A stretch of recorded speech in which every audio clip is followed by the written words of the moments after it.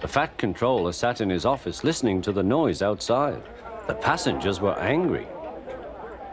The station master came in. "There's trouble in the shed, sir. Henry is sulking, there's no train, and the passengers are saying this is a bad railway."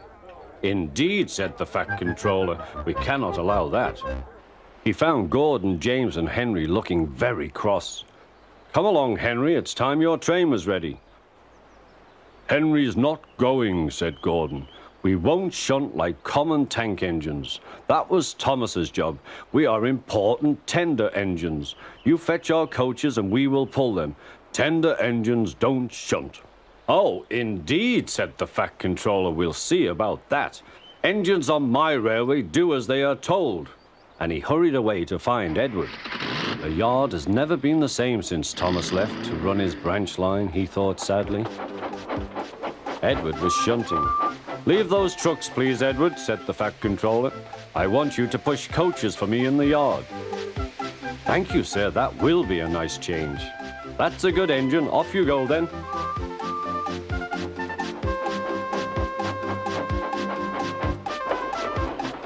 So Edward found coaches for the 3 engines, and that day the trains ran as usual.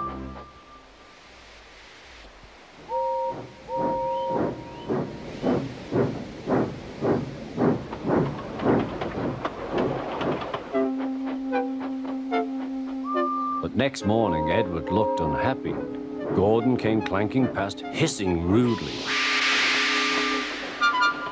"Bless me," said the Fat Controller, "what a noise." "They all hiss me, sir," answered Edward.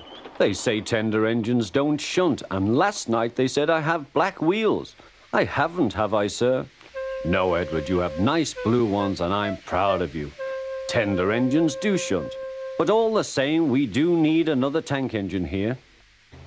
He went to a workshop, and they showed him all sorts of engines.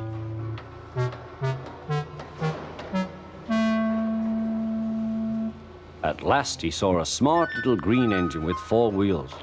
"That's the one," he thought. "If I choose you, will you work hard?" "Oh, sir, yes, sir." "That's a good engine. I'll call you Percy."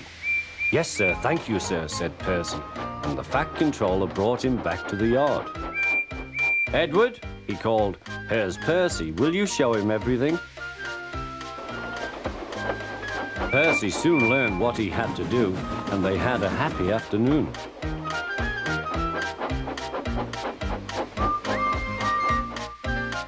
Then Henry came by, hissing as usual. "Shee!" went Percy. Henry jumped and ran back to the shed. "How beautifully you wheeshed him," laughed Edward. "I can't wheesh like that." "Oh," said Percy, "that's nothing. You should hear them in the workshop. You have to wheesh loudly to make yourself heard." Next morning, Thomas arrived. "The Fat Controller sent for me. I expect he wants help," he said to Edward. "Shh, here he comes," replied Edward. "Well done, Thomas. You've been quick. Listen, Henry, Gordon, and James are sulking. They say they won't shunt like common tank engines. So I have shut them up, and I want you both to run the line for a while." "Common tank engines, indeed," snorted Thomas. "We'll show them." "And Percy will help too." "Oh, sir, yes, sir. Please, sir," answered Percy. Edward and Thomas worked the main line, greeting each other as they passed by. Percy puffed along the branch line. Thomas was anxious about Annie and Clarabelle, but both driver and guard promised to take care of them.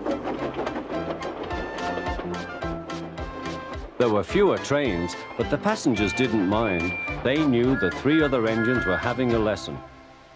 Gordon, James, and Henry were cold, lonely, and miserable. They wished now they hadn't been so silly.